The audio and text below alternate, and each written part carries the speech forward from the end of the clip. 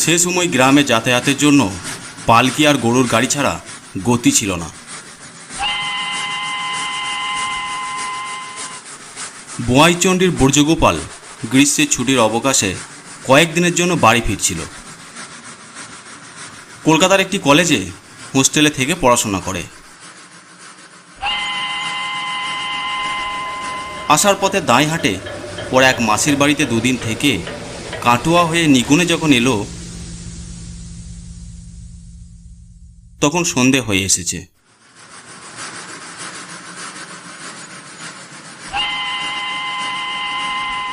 দেশের অবস্থা তখন ভয়াবহ। ঠ্যাঙ্গাড়ে আর ডাকাতের উপদ্রবে কোথাও যাওয়া দূরে থাক, সন্ধে হলেই লোকে ভয়ে ঘরে খিল দিত।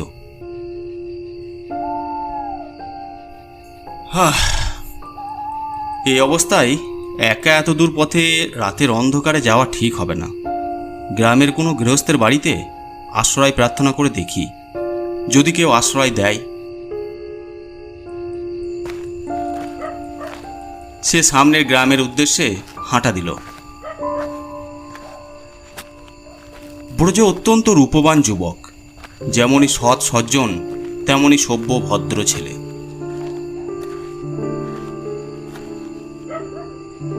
গ্রামের দু তিনটে বাড়িতে আশ্রয় প্রার্থনা করল।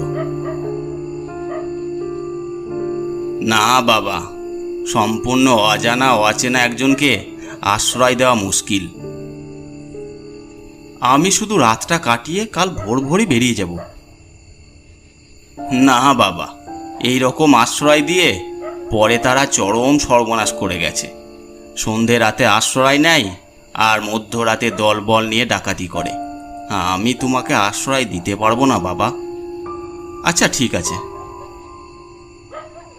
ওই গ্রামেরই সজল পণ্ডিত নামে এক সদাশয় প্রবীণ ব্রজগোপালকে দেখে বুঝলেন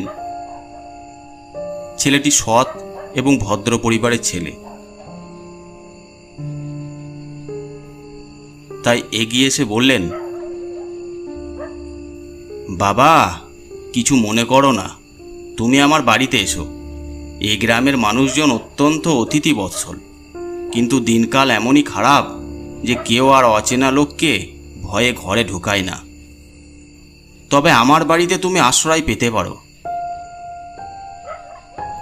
আপনি যে ভালোবেসে আমাকে আপনার বাড়িতে আশ্রয় দিতে চান, এটা জেনে আমি খুব খুশি হলাম। তবে এখন অবশ্য আমার আর কারো আশ্রয়ে থাকার আর কোনো ইচ্ছে নেই, কারণ গ্রামে ঢোকার মুখে যে শিব মন্দিরটা আছে ওরই দালানে আমি থাকব।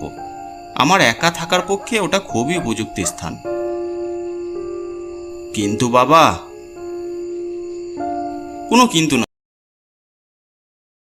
ওই মন্দিরই আমার উপযুক্ত আশ্রয়।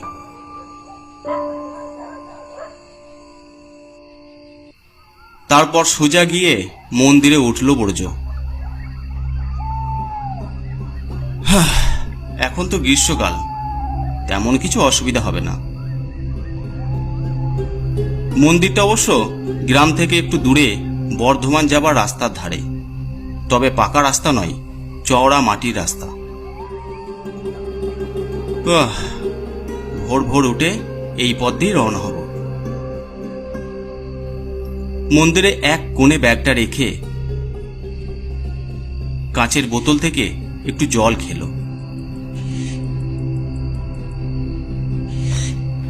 তারপর মন্দির সংলগ্ন পুকুরে গেল স্নান করতে। কিন্তু ঘাটে নামতে গিয়ে দেখল এক তরুণী সেখানে স্নান করে কাপড় ছাড়ছে। এই যা, এই সন্ধ্যের সময় মেয়েটি এখানে একাই স্নান করতে এসেছে।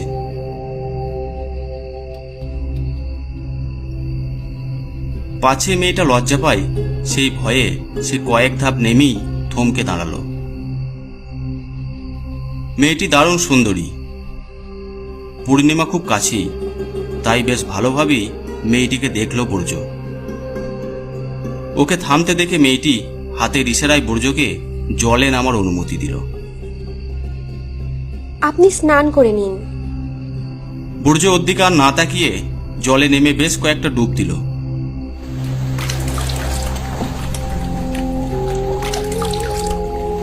তারপর উপরে উঠে এলো। উপরে উঠে চারিদিকে তাকিয়ে মেয়েটিকে আর দেখতে পেল না। এ কি, এত তাড়াতাড়ি মেয়েটা কোথায় গেল?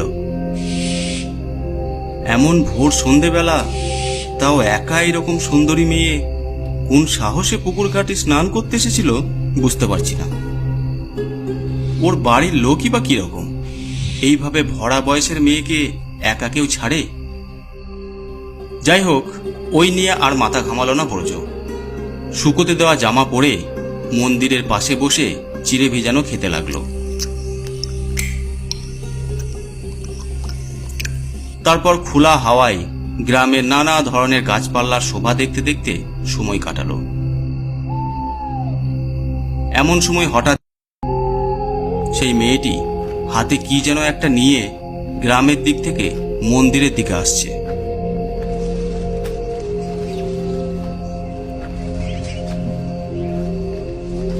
মেয়েটি ওর দিকে না তাকিয়ে সোজা মন্দিরের চাতালে উঠে হাতের ওটা নামিয়ে বলল, এখানে একটু ক্ষীর ভোগ আছে, সময় মতো খেয়ে নিবেন। আপনার বাড়ি কোথায়? আপনাকে এই প্রথম দেখছি। এইভাবে মন্দিরে পড়ে আছেন কেন? আমার বাড়ি বর্ধমানে। শহরে না গ্রামে? এমনই একটি গ্রামে। বয়চণ্ডীর নাম শুনেছ? শুনেছি, কিন্তু যাইনি কখনো। আপনি কি সারা রাত মন্দিরে থাকবেন? কোথাও আশ্রয় না পেলে আর কি করব। কেন? সজল পণ্ডিত তো আপনাকে আশ্রয় দিতে চেয়েছিল। তুমি কি করে জানলে? মেয়েটি আর কথা না বলে হনহনিয়ে চলে গেল।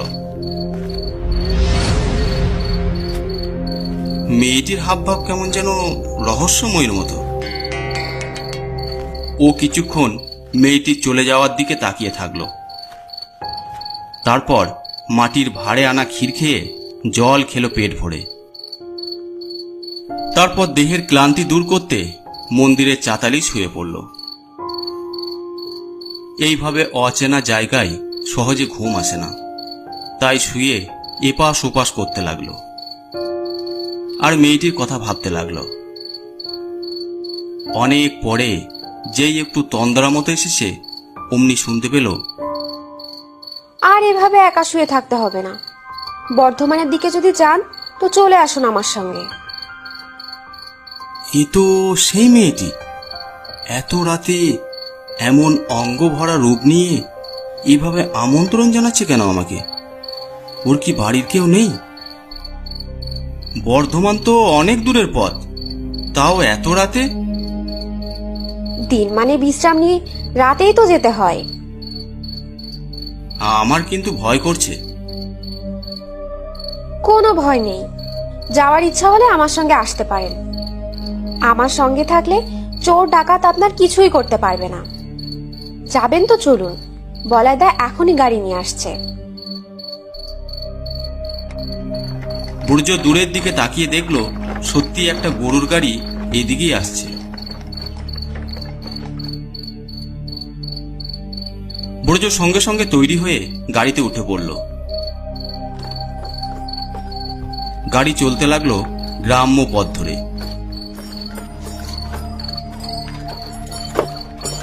নাম জেনে লাভ কি বলুন? কাল সকালেই তো আপনি চলে যাবেন।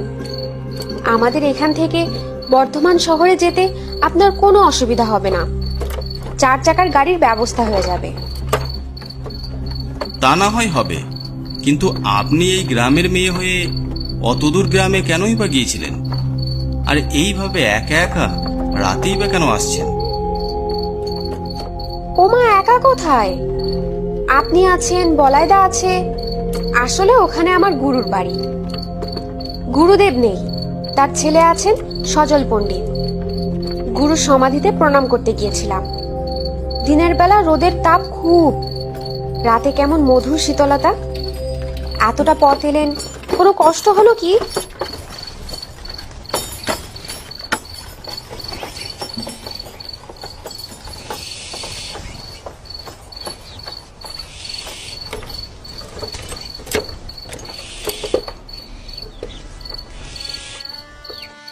গরুর গাড়ি এবার এসে যেখানে থামল সেখানে অনেক লোকজন। সামনেই রাজবাড়ির মতো মস্ত এক বাড়ি, সেখানেও অনেক লোকজনের আনাগোনা। তারা সবাই বেশ সুসজ্জিত। এই বাড়ির উঠোনেই চমৎকার একটা বিবাহ মণ্ডপ। নিশ্চয়ই কারো বিবাহ সম্পূর্ণ হবে এখানে। তখন মধ্যরাত। মেয়েটি বুর্জকে একটা সাজানো গোছানো ঘরে এনে বসালো। আমি না আসা পর্যন্ত এ ঘর থেকে বেরোবেন না কিন্তু। তারপর সে বেরিয়ে গেল। বুর্জ ব্যাগটি একপাশে রেখে খাটে গা এলিয়ে দিল। একটু পরেই ঘরে প্রবেশ করল ওরই বয়সী এক সুদর্শন যুবক। পরনে ধুতি, গায়ে গামছা, গলায় পৈতে, কপালে হলুদ ও চন্দনের ফোঁটা, মুন্ডিত মস্তক। আপনি এসেছেন? আমাদের এই উৎসবের রাতে আপনাকে পেয়ে খুব ভালো লাগছে। আর একটু পরেই কমলিকার সঙ্গে আমার শুভ বিবাহটা সম্পূর্ণ হবে। আপনি উপস্থিত থাকলে খুব আনন্দ হবে। তা না হয় হবে, কিন্তু আজ এই বিয়ের রাতে আপনি মুন্ডিত মস্তক কেন? এই গ্রামের কি এই রকম প্রথা? না না, ওটা সম্পূর্ণ ভুল ধারণা আপনার। আসলে আমি এই গ্রামের ছেলে হলেও বহুদিন বাইরে ছিলাম। তার উপর পিতৃমাতৃহীন হয়ে যাওয়ায় উপনয়নের কাজটা সময়ে হয়ে ওঠেনি। আজই দুপুরে সে কাজটা সম্পূর্ণ হয়েছে। এইমাত্র দণ্ডি ভাসিয়ে এলাম। এবার শুভ কাজটা শেষ হলেই আবার স্বস্থানে ফিরে যাব। স্বস্থানে মানে কোথায়? এই গ্রামে থাকবেন না? না, আসলে আমাদের এই বিয়েটা সম্পূর্ণ অসামাজিক। গ্রামের লোক অনেকেই এটা মেনে নিতে পারছে না। তার কারণ আমি বামুনের ছেলে আর কমলিকা গোয়ালার মেয়ে। আচ্ছা, তা যদি হয় তাহলে এই উৎসব উপলক্ষে এত লোক এলো কোথা থেকে? এ গায়ে 2-4 ঘর থাকলেও আর যারা এসেছে তারা সব আশেপাশের গ্রামের লোক।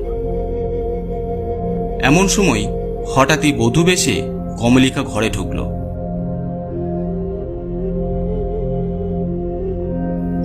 ব্রুজের দিকে তাকিয়ে একটু হেসে যুবককে বলল,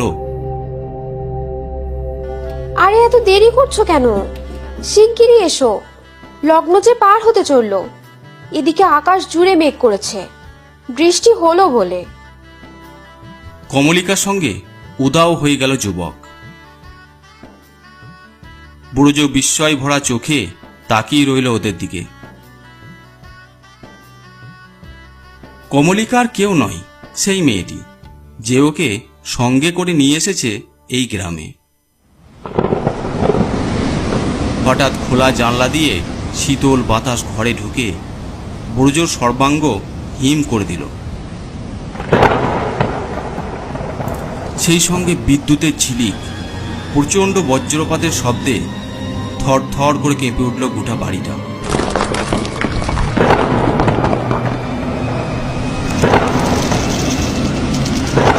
শুরু হলো ঝড়ের তাণ্ডব। লণ্ডভণ্ড হয়ে গেল সবকিছু। তীব্র কোলাহল আর আর্তনাদে মুখর হয়ে উঠল চারিদিকে।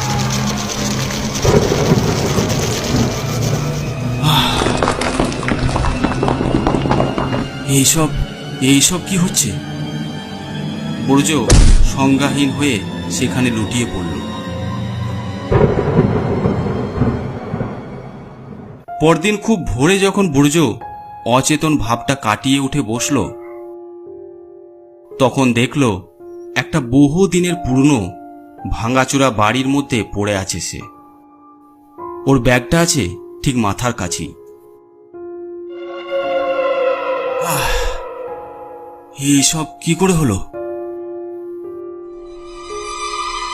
হঠাৎ দেখল দরজার কাছে সেই যুবক দাঁড়িয়ে আছে। সত্যি, যে দুর্যোগটা গেল কাল, সবকিছু লণ্ডভণ্ড হয়ে গেল। অনেকেই বজ্রপাতে প্রাণ হারিয়েছে। এই বাড়ির ছাদ ভেঙে চাপা পড়ল কয়েকজন। আসলে বহুদিনের পুরনো বাড়ি তো। আমি এখন কোথায়? কাল রাতে যে বাড়িতে এসেছিলেন সেই বাড়িতেই আছেন। আমাদের ভোরেই যাওয়ার কথা ছিল, তাই চলে যাচ্ছি। তবে আপনার কোনো ভয় নেই। মুখুজ্জে মশাইকে বলে এসেছি আপনাকে ভালোই ভালোই বর্ধমানে পৌঁছে দেবার ব্যবস্থা যেন উনি করে দেন। সে কথাই আমাকে জানিয়ে গেল বাসুদেবের সদাত্মা। যাই হোক, আর তোমার কোনো ভয় নেই। একটু বিশ্রাম নাও। দুপুরে স্নান খাওয়ার পর আমার মোটর গাড়ি করে তোমাকে বর্ধমান সদরঘাটে পৌঁছে দেব। কমলিকা এ গায়েরই গোয়ালাদের মেয়ে, বড় ভালো মেয়ে। আর কিছু বলার দরকার নেই, আমি সব শুনেছি। আগে হাত মুখ ধোও, কিছু খাওয়া দাওয়া সেরে নাও, তারপর কথা হবে। মুখ হাত ধুয়ে খাওয়া দাওয়া সম্পূর্ণ হলো। তারপর গিন্নিমা বলতে শুরু করলেন। ঠিক 1 বছর আগে এই দিনেই অনেকের অমতে বিবাহ সমস্ত আয়োজন যখন শেষ, তখনই প্রকৃতির রুদ্র রোষে চিরকালের জন্য হারিয়ে গেল অনেকগুলো মানুষের তাজা প্রাণ। গবাদি পশুও প্রাণ হারালো কয়েকটা। আমাদের ক্ষেত খামার দেখাশোনা করতো যে, সে বলায়ও মারা গেল। হ্যাঁ, বলাইও জীবিত নয়? হ্যাঁ, যে বাড়িতে কাল তুমি ছিলে ওটা ছিল আমাদের পৈতৃক বাড়ি, তবে বড্ড পুরনো। বাড়িটা ভেঙে পড়ায় আমরা নতুন করে ঘর করে এখানেই চলে আসি। তবে কিনা এতগুলো মানুষের মৃত্যুর পরও প্রেতজনী হয়ে কেউ কোনো উপদ্রব করেনি। তবে বাসুদেবকে অবশ্য মাঝে মাঝে এদিক সেদিকে হঠাৎ করে আবছাভাবে দেখা যেত। তবে কমলিকাকে কখনো দেখা যায়নি। শুধু কাল রাতেই যা ওদের স্বরূপ দেখিয়ে দিল ওরা। বুড়জ মন্ত্রমুগ্ধের মতো শুনছিল সব। তার শরীর কাঁটা দিয়ে উঠছিল। আসলে ওদের বিয়েটা শাস্ত্রীয় নয়। যাই হোক, আমরা মেনে নিয়েছিলাম বলে গ্রামবাসী বড় একটা বাধা সৃষ্টি করেনি। তা কাল রাতে ঠিক কি হয়েছিল বলো তো? বুড়জ তখন এক এক করে সব কথা খুলে বলল গিন্নিমাকে।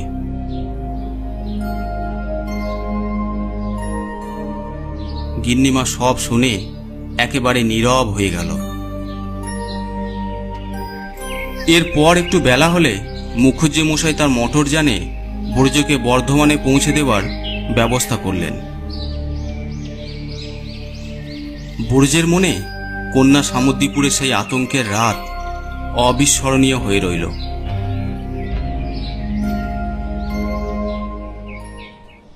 আজকের গল্পটি আপনাদের কেমন লাগলো অবশ্যই কমেন্ট করে জানাবেন। আর যদি ভালো লেগে থাকে অবশ্যই চ্যানেলটি সাবস্ক্রাইব করে দেবেন।